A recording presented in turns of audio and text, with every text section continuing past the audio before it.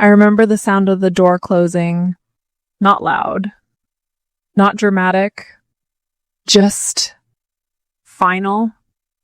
It was the kind of silence that feels like something has ended, even if no one says it. I stood at the top of the stairs, barefoot, not moving, just watching.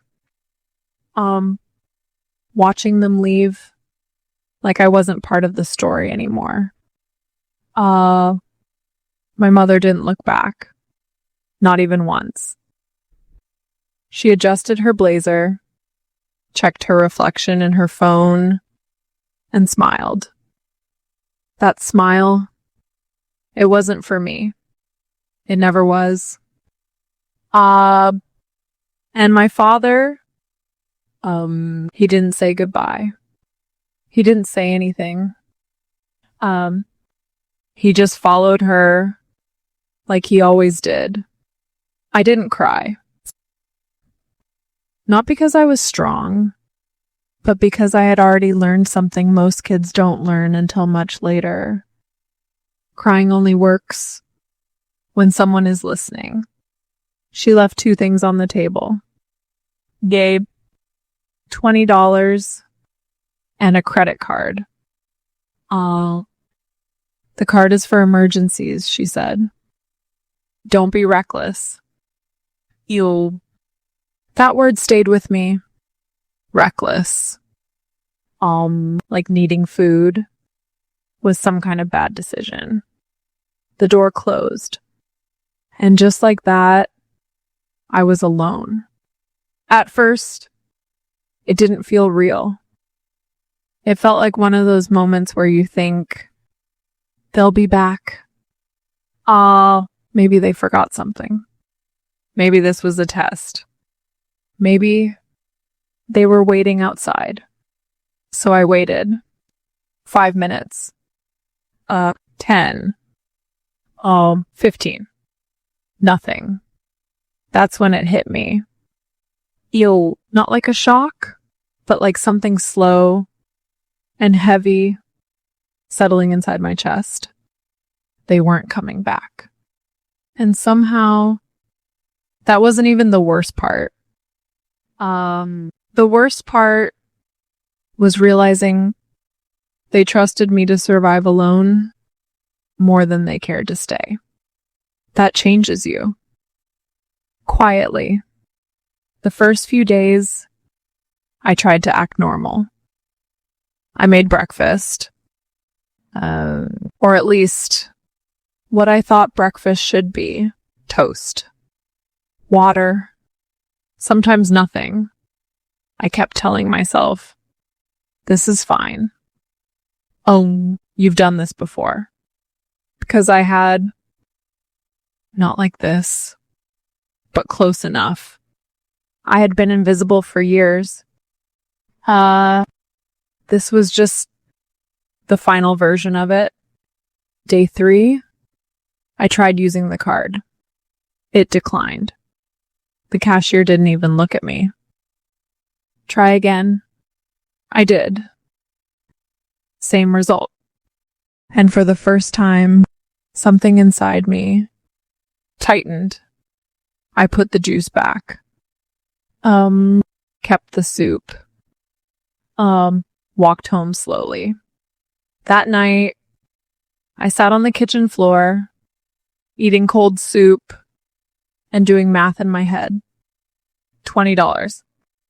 30 days. That's 66 cents a day. I remember smiling, not because it was funny, but because it was so precise. Like my life had been reduced to numbers. And that's when something shifted. Not fear, not sadness.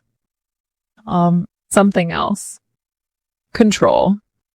If I couldn't change the situation, I could control how I survived it. So I made rules.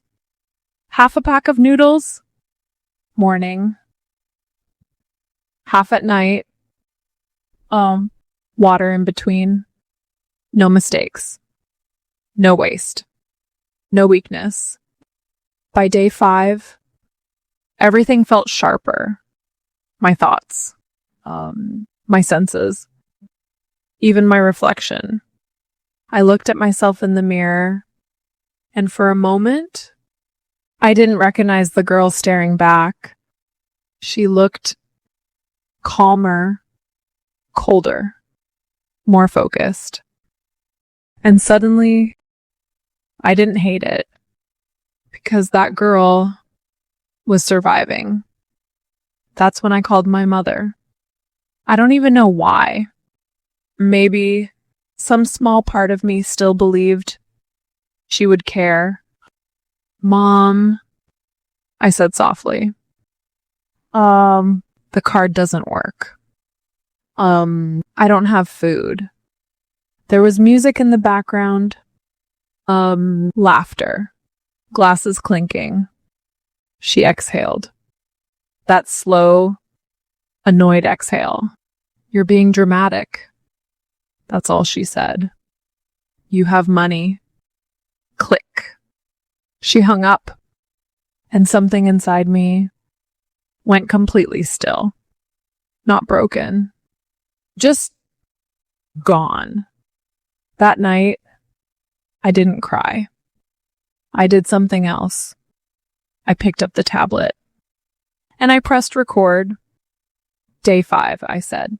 "My mother says I'm being dramatic." My voice sounded different, stronger, like I wasn't asking for help anymore. I was documenting. And once you start documenting, you stop being powerless. Day 6, day 7, day 10, each video more precise, more controlled, more intentional. And then he knocked. Mr. Fife. Slow, gentle, like he already knew. "You look tired," he said. Not "Are you okay?" Not "Where are your parents?" Just, "You look tired." And for some reason, that felt more honest than anything else. Because he wasn't pretending. He saw me, really saw me. That's dangerous. When someone finally sees you, after years of being invisible, you don't know whether to trust it or run from it. "Come over for dinner," he said. I made too much. We both knew he hadn't. I sat at his table that night, hands wrapped around a warm plate, and for a moment, I forgot how to eat slowly. He didn't rush me, didn't ask questions, just watched, patient, like he understood this wasn't just hunger. This was something deeper. When I finally spoke, I told him everything. Not because I trusted him, but because I was too tired to lie. He listened. And when I finished, he leaned back slightly and said, "Keep records. That's it. Write everything down." His voice wasn't emotional. It was strategic. And in that moment, something clicked again. This wasn't just survival anymore. This was power.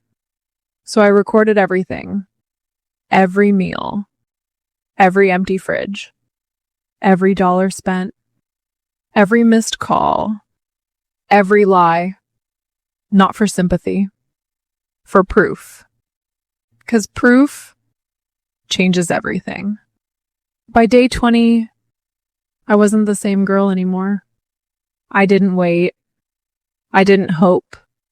I didn't need. I observed. I recorded. I prepared. And when they came back, they came back perfectly. Music. Lights. Laughter. A house full of people. My mother, smiling like she had just returned from paradise. like nothing had happened, like I had never happened. And then the screen turned on, and suddenly everything changed. My name is Vera. My voice echoed. Today is day 15. And just like that, the truth walked into the room, and no one could look away. Because silence only protects the people who benefit from it. And that night, I wasn't silent anymore. I was seen. And once you're seen, you can never go back.